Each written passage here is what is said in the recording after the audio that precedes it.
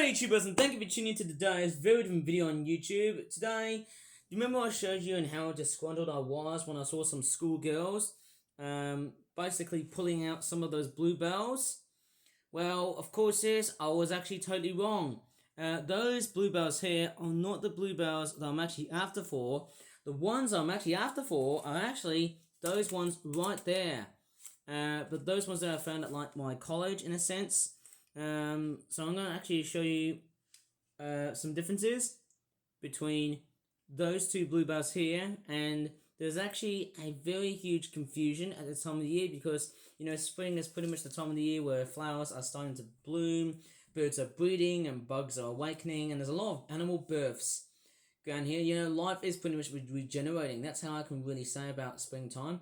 But anyways, I'm going to talk about these two bluebells, and I'm going to show you some very big total differences here. But first off, before I should do some very big comparisons here, the bluebells that are in this foil here, that have been wrapped up with some wet cloth, of course. Those ones there are English bluebells, and they're one of the most remarkably protected flowers in the UK. And I heard that those numbers are starting to decline, which is really sad. They're normally found in like parks and woodlands and forests. But the ones that the schoolgirls have unfortunately been destroyed, which I presume there were teenagers in my neighborhood, they're not English bluebells. These ones here that I'm shaking right here on the middle are Spanish bluebells. Now, unfortunately, these two breeds can unfortunately interbreed and create a hybrid, which can cause some very, very, very huge scuffles and would probably cause a huge confusion and delay sort of scenario thing going on here. Oops. So those bluebells here, the English ones that you're looking at, wrapped around in tin foil, they're actually being plucked up by some very naughty primary school children right over at college. And of course, yes, I think it's at Aston Hall, Birmingham. So remembering they're actually flowers that are not plucked by me, they're actually flowers that have actually been plucked by some reckless school children and school teenagers alike. So with that being said, I'm going to be showing you a side-by-side comparison between those two flowers that I'm going to do a jump cut. Let's say right in the middle, I think. Okay, I'm going to show you two of these flowers here, and I might probably show you a side-by-side comparison between the English and the Spanish bluebells. I'm going to come along and do the unwrapping here. Oh, it's like opening up tin chocolate, isn't it? Oh my goodness me, here are the bluebells, the English ones of course, and of course there's the Spanish ones that are on the right here. So here is a side-by-side comparison between those two species right here. Now, what you're looking here is, of course, the first thing that comes into my mind is that English bluebells are typically smaller and are also a lot much more slimmer than the Spanish bluebells, of course. You can definitely see why they're a little bit tad different in the way they appear. Noticing that the English ones appear a little bit lighter, although it really does depend somehow in whatever individual flower I'm looking at. The Spanish bluebells may vary in colour, but they're generally lighter and also a lot much more, well, let's just say paler than the English bluebells, and they also appear slightly larger than the English bluebells. Going by the flower petals here, you can see why. Here is, of course, if I bring in an English one and a Spanish one. Now, unfortunately for English bluebells, they are dying real hard. They are very highly protected by law in this country. And unfortunately, if you accidentally try to pluck out one of these flowers during this time of the year, well, unfortunately, you're going to have a hectic £5,000 penalty fine if you're caught doing it on purpose. And of course, yes, here is the Spanish one that I'm holding out here. You can see there's some new fresh buds. Of course, yes, hey. So here's a side-by-side comparison between the two, and you can see why they're a little bit different. The English bluebells are generally a lot much more purple, a lot much more, you know, darker and a little bit brighter in colour, whereas those ones there, they're showing much more palish. It's like if the white has drained the amount of colour in it. It looks more lavenderish, lilac-ish. I can definitely think there are pinkish and whitish looking bluebells which look like that. but I'm pretty sure it's the species instead of the English ones. Now, again, if you look at the stem, look how thicker and a lot much more fatter and chunkier the Spanish ones have compared to the English ones. And of course, I think the only differences here is that the Spanish bluebell stigmas or stamens, what we're going to call them, these little green knobs, they're a lot much more generally darker than the English ones, of course. You can definitely see why. And you can definitely tell what they look like. Like so. Oh, that's a very interesting little feature. It's like a little proboscis. It reminds me of hibiscus when I look at it. Beautiful, hey? But unfortunately, for the English ones, they are declining in numbers, which is really relatively sad. And that's why we're seeing a massive confusion and delay with these two species able to hybridize with each other and can cause such confusion and delay along the whole way, which really doesn't seem to help. Well, okay, I'm just going to inspect the English bluebells first. First off, they're actually being plucked up by some very naughty primary school children. You can see they've seen far much better days here. I think they last up to a week or two. Once they've been moisturized, it's best if you keep them outside away from the sunshine. Put them onto some shade.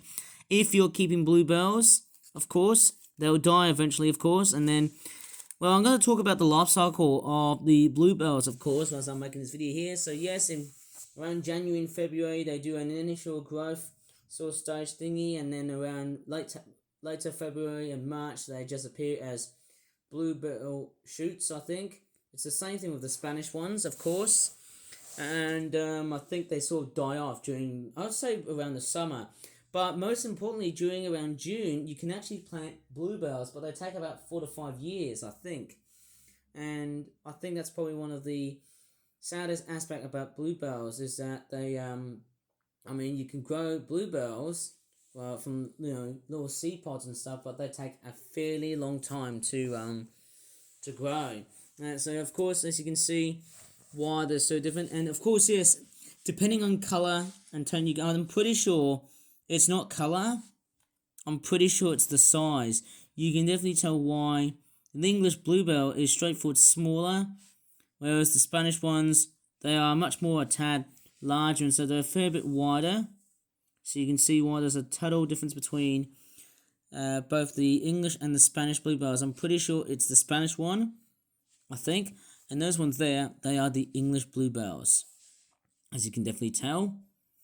It really is relatively confusing somehow. Now, I think size is much more of a bigger clue than, let's just say, the colour of the flowers or the colour of the stems or whatever. Or maybe like the width of the stems here. Maybe I'm just pretty much playing around with those to think that they are not, they're not different. They're pretty much the same.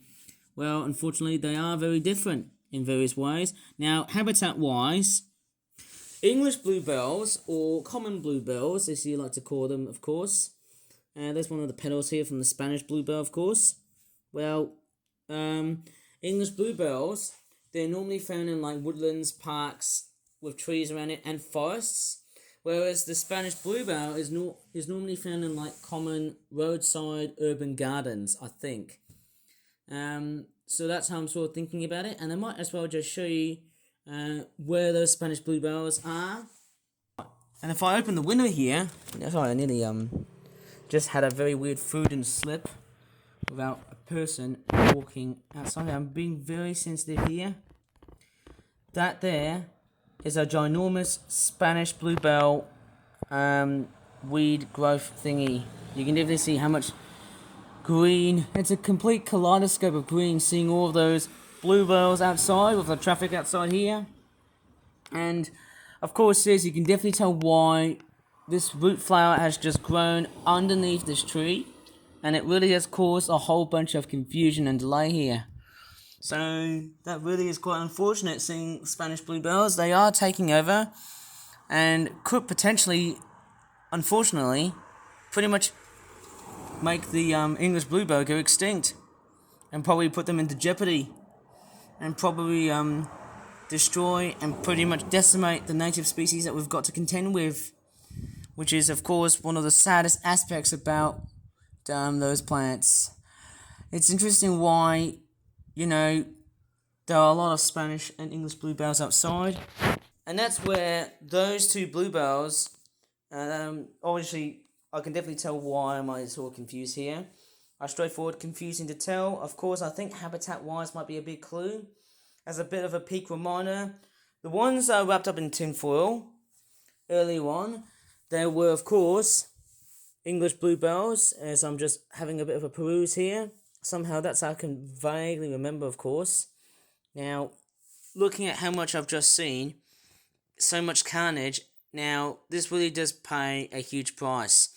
£5,000 was a hectic fine, and unfortunately, at this time of the year, I think that's a very wrong and bad thing to do, destroying those native flowers. Whereas the Spanish ones, they may seem fairly okay. I think you might as well find them in like garden centres or like, garden shops where they sell bluebells and stuff. As in like the Spanish ones, of course. It's so strange. I mean, how the heck are these ones so much more identical to the ones I'll just show you, which are the English ones? And it's somehow fairly confusing to tell. So it actually does seem to be quite confusing for just a beginner, for an amateur to tell which one's English and which one's Spanish. Believe it or not, after making this video, I've pretty much given people like me, or people like anyone who's in the horticultural industry, to identify and pretty much decipher which flower is which. Anyways, I hope you really enjoyed this video. And of course, yes, I did get carried away when I saw those schoolgirls, which I thought, they were doing something very illegal, because I thought bluebells are pretty much illegal to pluck through, but it's only the Spanish ones. Those ones that are the English ones, big reminder. English bluebells, smaller but illegal to pick. Spanish bluebells, legal to pick but much larger in size, and the flowers also appear lighter in tone, comparing to the much more darker tones found in the English bluebells. So, please give this video a like, subscribe for more flip-flop videos in the future, and as always, thanks so much for watching, and bye for now.